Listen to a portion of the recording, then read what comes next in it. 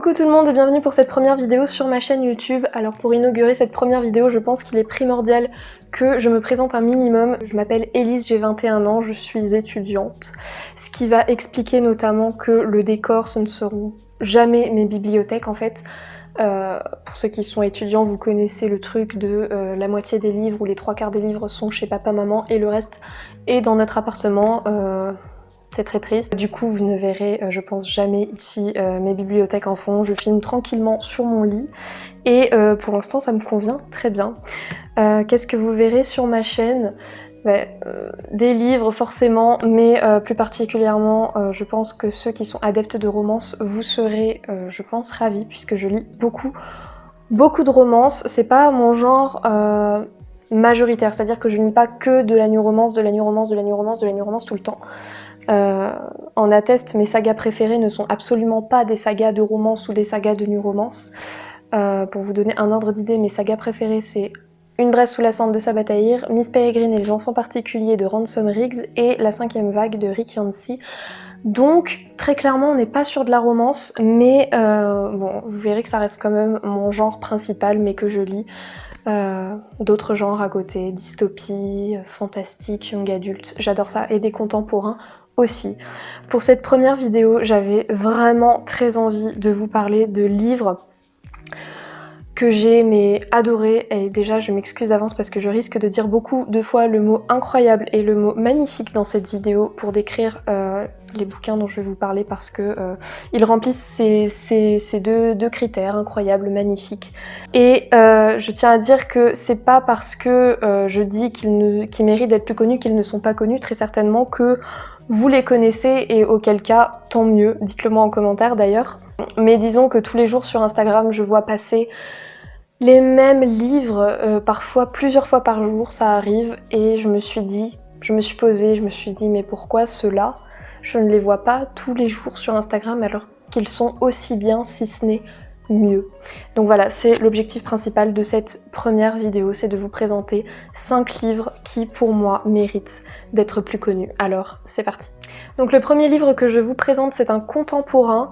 Les 4 autres ce seront des romances, mais je me suis dit je vais commencer par le seul contemporain de cette vidéo, et il s'agit de La mélancolie du kangourou de Laure Manel. Préparez les mouchoirs. Très clairement c'est, vous prenez le livre, vous posez sur votre lit, mais il faut qu'avant de commencer vous ayez la boîte de mouchoirs à côté parce que ce livre commence très fort.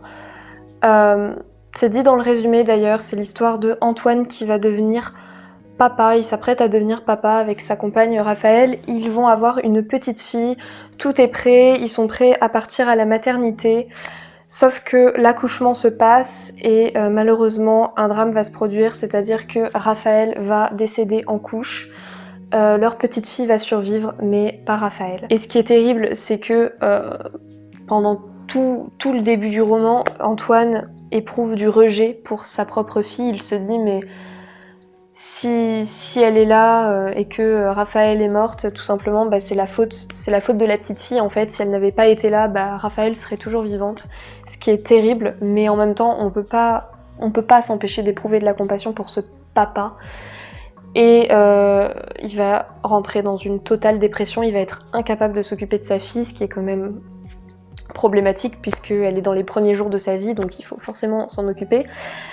Et du coup il va embaucher une jeune femme qui s'appelle Rose. Il va passer voilà, plusieurs entretiens d'embauche à des jeunes femmes pour chercher la nourrice entre guillemets idéale, voilà, quelqu'un qui va venir s'occuper de sa fille parce que lui en est tout bonnement incapable. Et donc c'est là que va débarquer Rose.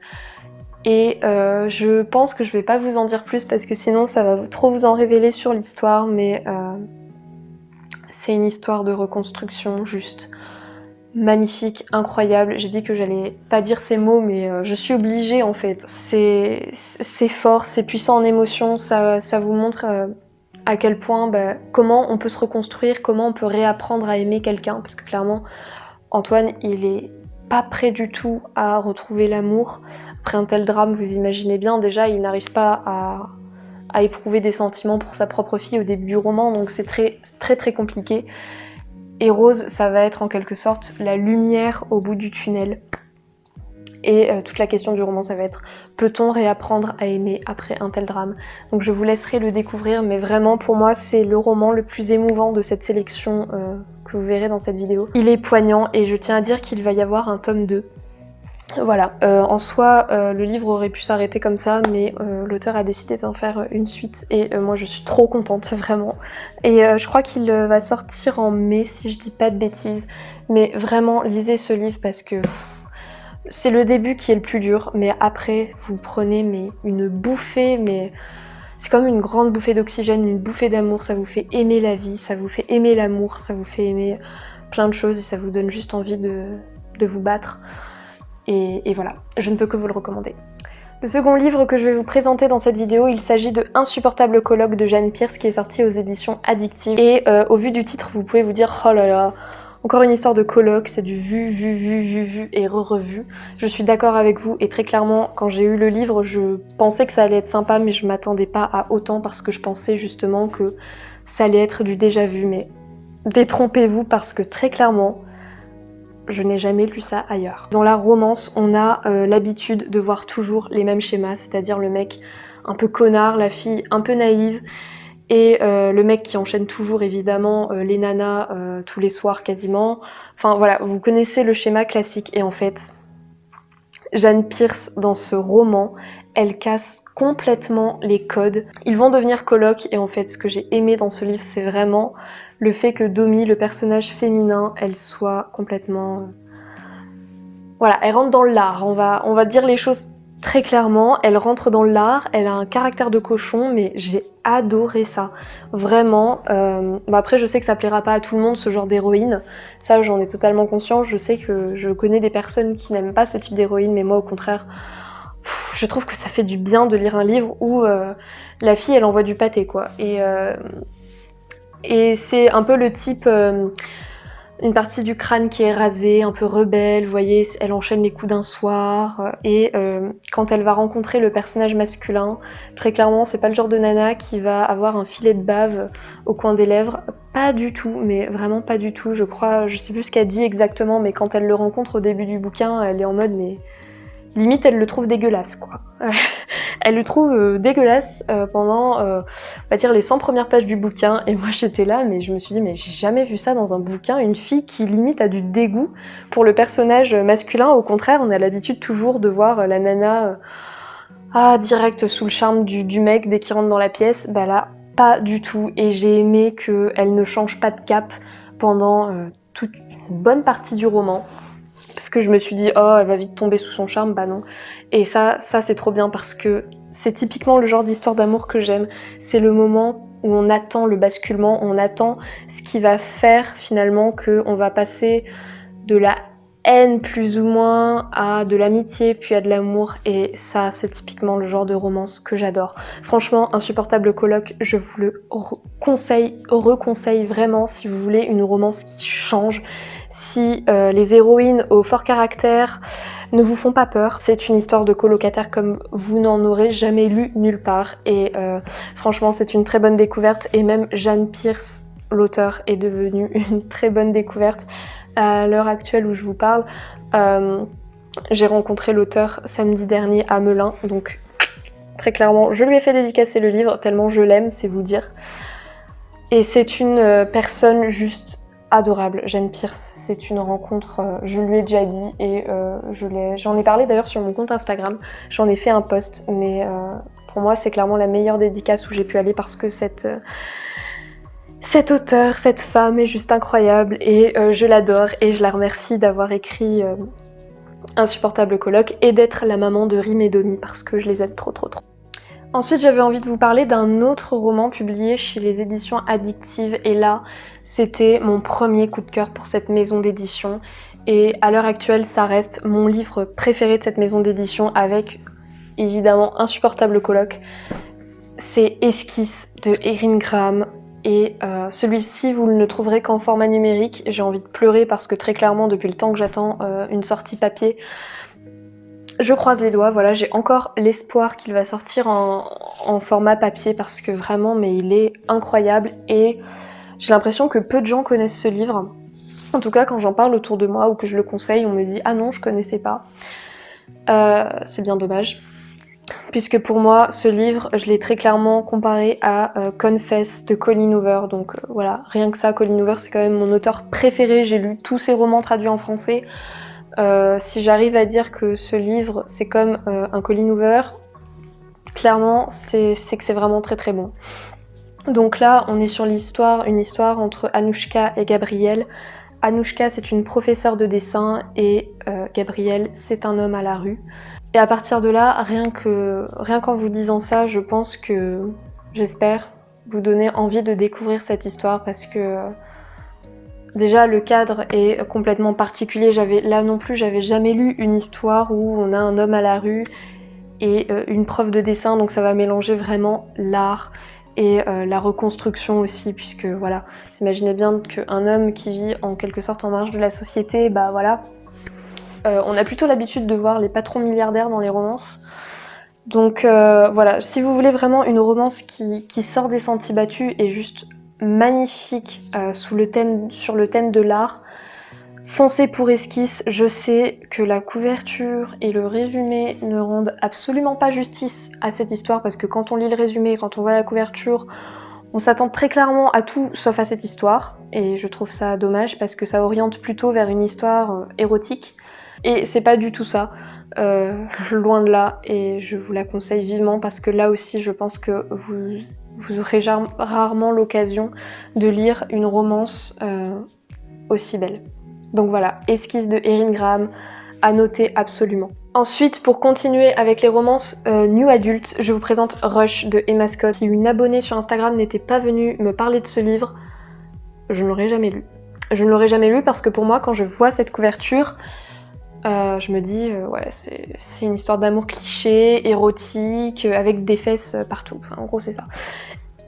Et en fait, c'est pas du tout ça. Là aussi, je me suis pris, mais une claque, mais monumentale.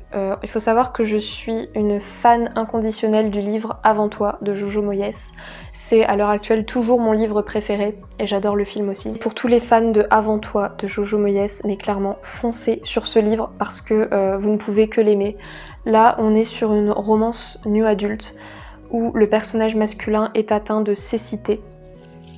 Et là, pareil, je n'avais jamais lu ça. Et tout comme Will dans Avant toi, il digère très très mal son handicap. Et pour cause, déjà, il n'est pas né avec, c'est-à-dire qu'il a vécu 20 ans de sa vie tout à fait normalement. Voilà, et du jour au lendemain, il s'est retrouvé atteint de cécité, donc à ne plus rien voir, être totalement aveugle. Et je pense que là, on rentre très clairement dans le domaine de l'inconcevable. C'est-à-dire que moi, je n'arrive pas à m'imaginer à la place d'une personne comme ça, à concevoir que du jour au lendemain, on puisse perdre la vue. Ça doit être terrible, tout simplement, terrible, inimaginable. Enfin, je n'ai même pas les mots pour expliquer ça. Et c'est ce que va vivre Noah, notre personnage masculin. Il va perdre la vision du jour au lendemain, de devenir totalement aveugle. Donc il va perdre tous ses repères et il va sombrer en quelque sorte lui aussi dans une certaine dépression, ce qui est totalement compréhensible. Il ne sortira même plus de chez lui. Et forcément, comme il ne sort plus de chez lui, qu'il ne fait plus rien, il va devoir embaucher une assistante, entre guillemets, aide ménagère, on va dire, qui va l'aider dans les tâches du quotidien qu'il est incapable de faire. Il a même besoin d'aide pour qu'on lui coupe sa viande, etc. Et il ne supporte pas d'avoir besoin de l'assistance de quelqu'un, de ne plus pouvoir ne serait-ce que aller au restaurant, parce qu'il a toujours besoin de quelqu'un pour lui couper ci, pour lui mettre dans la bouche parce qu'il ne voit plus rien, il n'a pas de repère.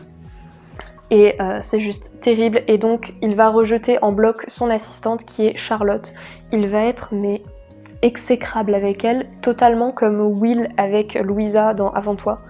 Il va être vraiment méchant, mesquin, il va la renvoyer chier. Et Charlotte, elle va pas se laisser faire, elle va comprendre que cet homme, s'il est comme ça, c'est que la vie l'a forgé comme ça, c'est son handicap qui l'a forgé comme ça, et elle le comprend, et elle accuse le coup, mais elle le comprend. Elle est formidable avec lui, lui met du temps quand même à s'en rendre compte, mais il va s'en rendre compte petit à petit. Franchement, lisez cette histoire, je ne sais pas quoi vous dire de plus, mais aborder le handicap avec une telle justesse, c'est juste... incroyable et je sais même pas comment ce roman a pu passer inaperçu en fait. Petite anecdote, quand je suis allée à Melun pour faire dédicacer Insupportable colloque de Jeanne Pierce, j'ai offert à Jeanne Pierce Rush parce que vraiment je veux que tout le monde autour de moi lise ce livre parce que tellement peu de gens le connaissent et il est juste incroyable. Donc voilà, Jeanne, si tu passes par là, le message est passé, j'espère que tu aimeras Rush. Et enfin, dernier livre de cette vidéo que là aussi je n'ai pas en format papier, il s'agit de PS Tu me manques de Brigitte Kéméraire, qui est un young adulte. Et ce livre, je peux vous dire que je l'ai lu en une journée. Là, on est sur l'histoire de Juliette qui a perdu très récemment sa maman. Et depuis, elle dépose des lettres pour elle sur sa tombe. Elle va tous les jours au cimetière lui déposer des lettres.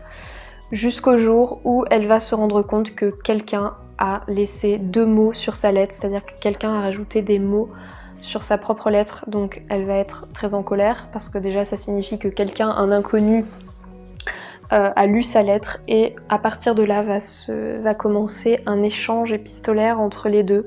Juliette va déposer des lettres et la mystérieuse personne va lui répondre, mais ce qu'ils ignorent tous les deux, c'est que leurs chemins se sont déjà croisés et qu'ils se connaissent. Et voilà tout l'intérêt de l'histoire, c'est de suivre ces 2 personnages qui se découvrent à travers des lettres tout en ne sachant pas finalement qu'ils se connaissent déjà. Et ce bouquin est juste incroyablement beau, magnifique, et c'est mon young adulte préféré au même titre que Tous nos jours parfaits de Jennifer Niven. Il m'a procuré énormément d'émotions et je ne peux que vous le recommander. Il y a eu un tome compagnon qui est sorti, lui je l'ai beaucoup moins aimé. Donc vraiment, s'il y en a un qu'il faut lire, c'est PS Tu me manques, très clairement. Et pour vous dire à quel point je l'aime, c'est que je suis en train de le relire en anglais. Voilà, alors que je ne lis absolument pas en VO, je l'ai acheté en anglais. Donc c'est pour vous dire, je ne relis jamais mes livres, je ne lis surtout pas en VO. Jusqu'à maintenant, en fait, jusqu'à PS Tu me manques, que j'ai lu en une journée, que maintenant j'ai envie de lire en VO. Donc voilà, je pense que ça veut tout dire, donc vraiment, lisez ce livre. Donc voilà, c'en est tout pour cette première vidéo. Je vous remercie en tout cas d'avoir regardé cette première vidéo, et j'espère que vous serez au rendez-vous pour les suivantes. En attendant, je vous dis à bientôt pour une prochaine vidéo. Bye bye.